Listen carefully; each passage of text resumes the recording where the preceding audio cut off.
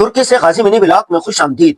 اسلامی نقش پاک کی تلاش میں یہ رات گزری۔ استنبول کی قدیم عمارات، گلیوں اور راہداریوں میں گھومتے پھرتے رہے۔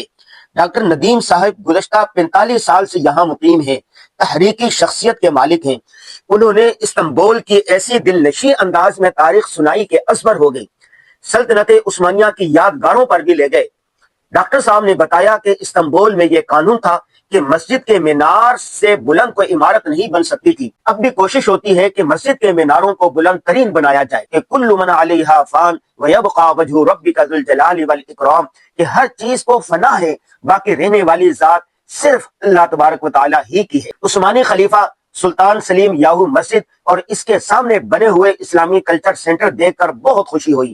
اس کی تفصیلات آدھے گھنٹے کے ولاگ اور ڈاکٹر موصوف کے انٹرویو میں ملاحظہ کیجیے گا۔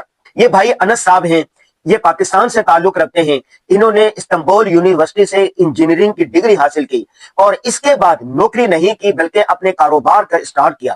گزشتہ 15 سالوں سے استنبول میں ہوٹل کی چین چلا رہے ہیں۔ مختلف شہروں میں خوبصورت ریسٹورنٹ ہیں۔ ان سے ملاقات بہت یادگار رہی۔ رات گئے ان کے ہوٹل پر پاکستانی کھانا کھایا۔ بڑے دنوں بعد پاکستانی کھانے، بریانی، کڑھائی اور چپاتی کھا کے لطف آ گیا۔ ناظرین، ابھی دلچسپ معلوماتی اور مطالعاتی سفر جاری ہے۔ استنبول سے اللہ حافظ۔